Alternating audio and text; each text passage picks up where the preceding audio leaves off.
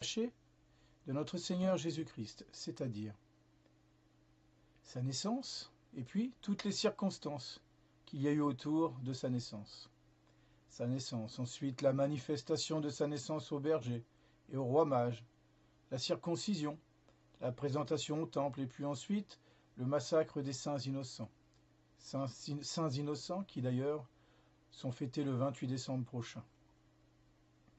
Dans l'Église, Saint Joseph, la très sainte Vierge Marie, l'enfant Jésus, la Sainte Famille sont en Égypte. Là, Saint Joseph est obligé de retrouver un travail pour nourrir sa famille, en attendant qu'on lui dise finalement de rentrer en Terre Sainte. Et puis, voici qu'un beau jour, ou plutôt une belle nuit, un ange apparaît encore à Saint Joseph, en songe, et lui dit « Retourne dans ton pays. Celui qui en voulait à la vie de Jésus est mort. Le roi Hérode est mort.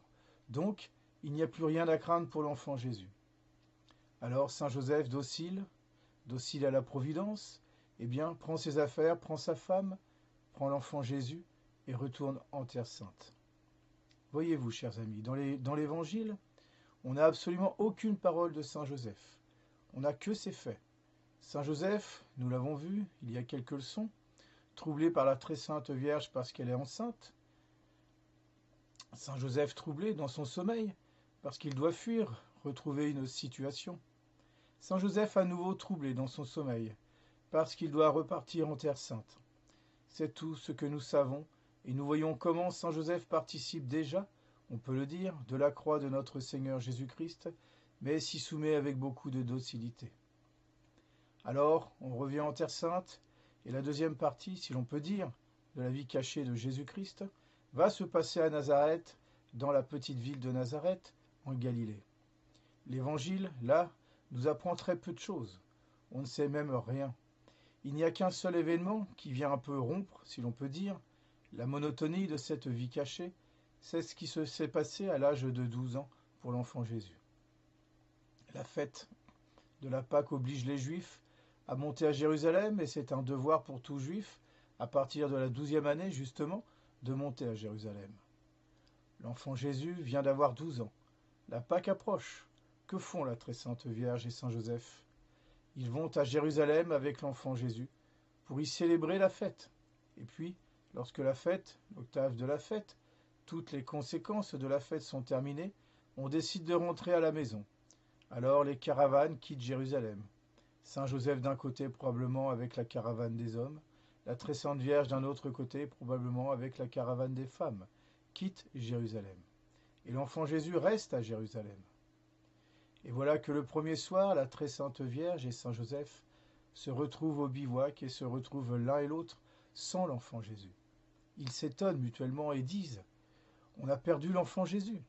C'est ce mystère que nous annonçons dans notre chapelet, la perte de Jésus. Alors la très sainte Vierge et Saint Joseph sont tout angoissés. C'est le terme qu'emploie l'Évangile. Ils repartent donc à Jérusalem pour chercher l'enfant Jésus. 3 jours durant, ils vont arpenter les rues de la grande ville sans trouver leur enfant.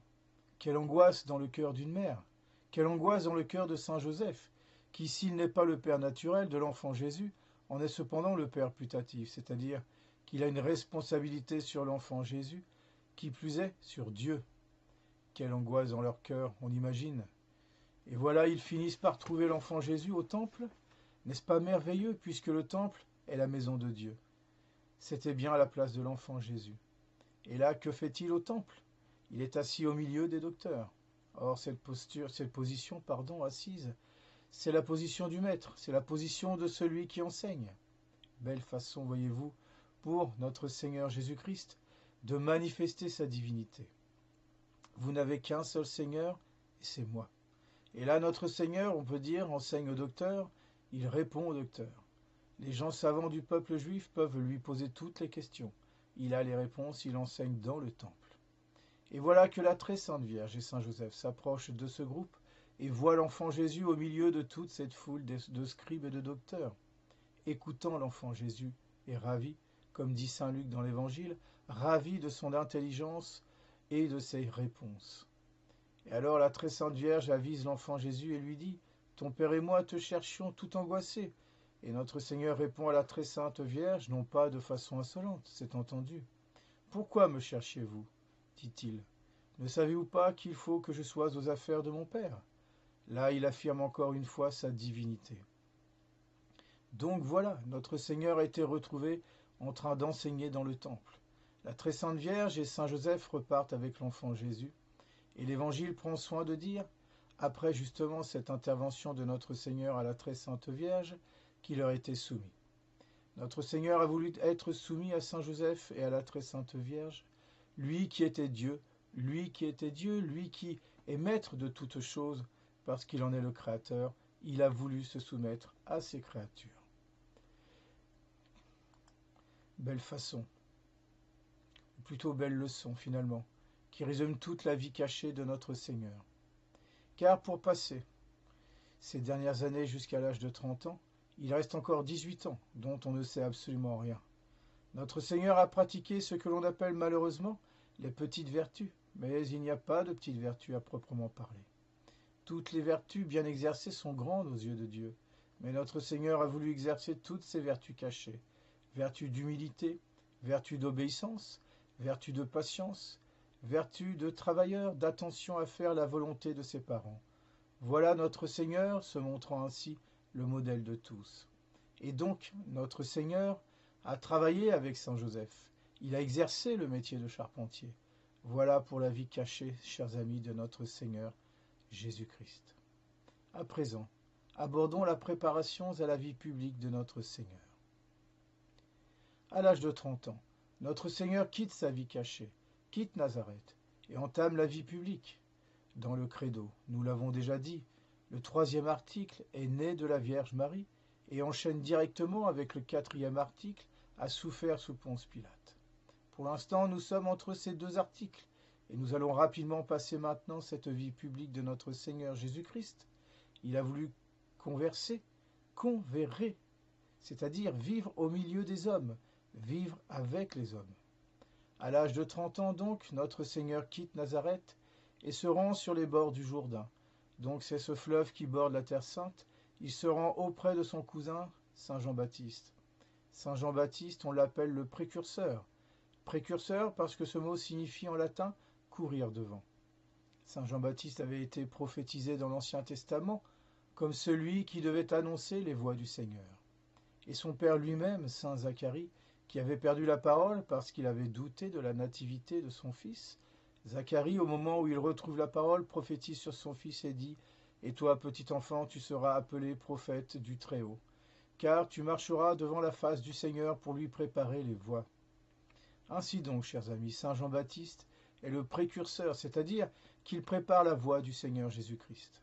Notre Seigneur se rend donc auprès de Saint Jean-Baptiste. Saint Jean-Baptiste a une vie érémitique et une vie d'ascèse. L'Évangile le décrit ainsi. Il avait un vêtement en poil de chameau et une ceinture de cuir autour des reins, et sa nourriture était des sauterelles et du miel sauvage. Voilà comment il prépare la voie de notre Seigneur Jésus-Christ. Et sa mission consiste à préparer les peuples, à préparer les gens à la venue du Messie.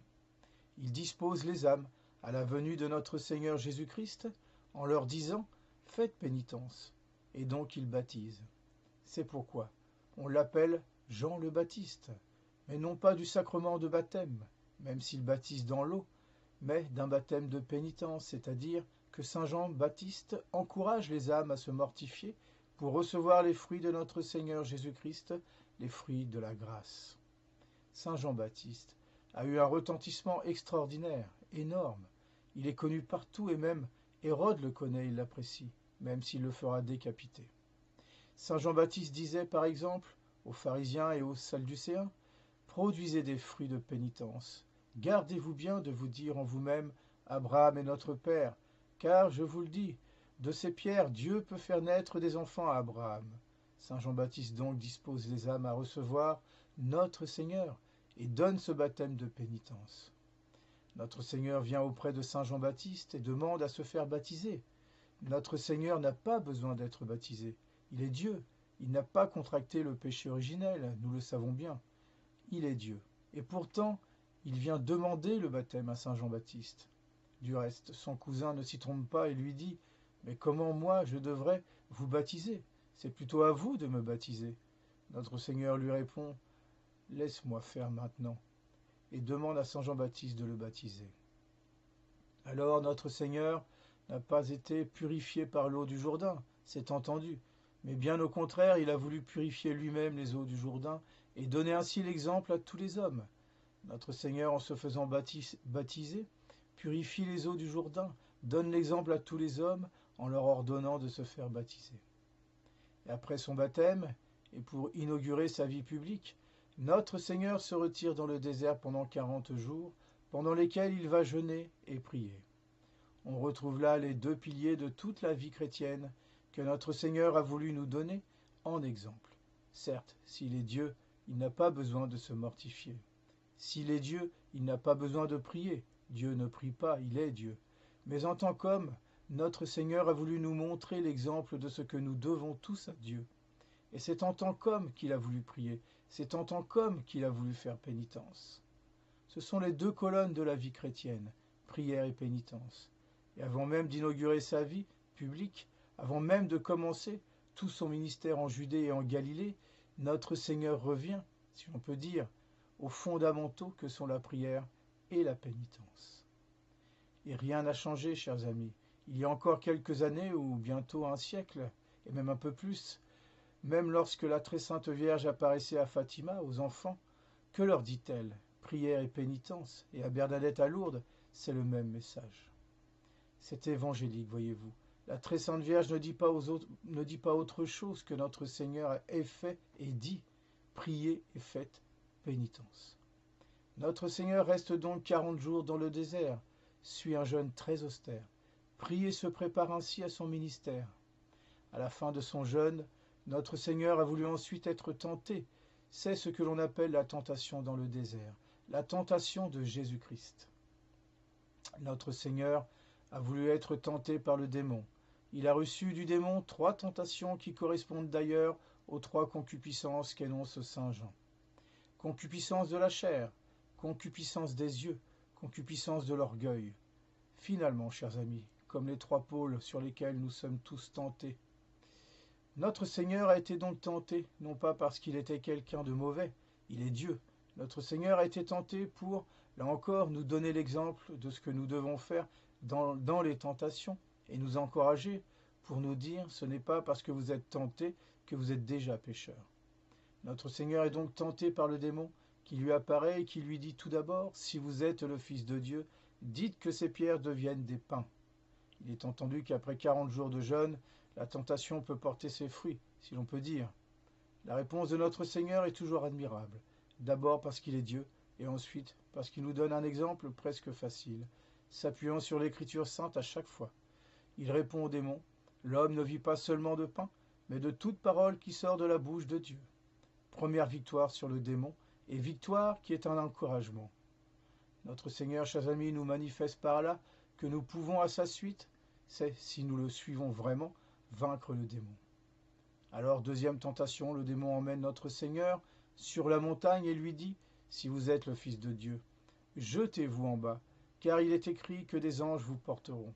Et notre Seigneur lui répond à cette tentation de présomption, c'est-à-dire de se croire plus fort que ce que l'on est, tu ne tenteras point le Seigneur ton Dieu. Alors le démon emmène notre Seigneur sur le pinacle du temple, sur le faîte du temple, tout en haut, lui montre tous les royaumes de la terre, l'ambition, n'est-ce pas, la cupidité. Et je te donnerai toutes ces choses, si te prosternant tu m'adores. Voilà exactement ce qu'est l'ambition. Elle se résume toujours à une adoration du démon. Voilà ce qu'est la cupidité. Je te donnerai tous ces royaumes, je te donnerai toutes ces choses, si te prosternant tu m'adores. Et notre Seigneur lui répond d'une façon simple, et nous serions capables de répondre aussi bien, tu adoreras Dieu seul, et tu l'aimeras plus que tout. Alors le démon quitte notre Seigneur, et des anges s'approchent de lui, chers amis. C'est ce que disent l'Évangile. Les anges s'approchent de lui pour le servir. Voilà donc toute la première partie, si l'on peut dire, c'est-à-dire les premiers mois de la vie publique de notre Seigneur, chers amis. C'est la préparation à son ministère. Notre Seigneur se fait baptiser pour purifier les eaux et nous donner l'exemple. Notre Seigneur va au désert pour jeûner et prier. nous donnant ainsi l'exemple de la vie chrétienne.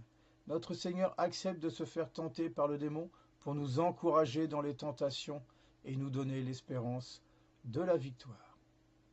Voilà, chers amis, la prochaine fois, nous aborderons les grandes lignes de la vie publique de notre Seigneur Jésus et la doctrine de notre Seigneur. Je vous souhaite un bon courage et vous dis à bientôt.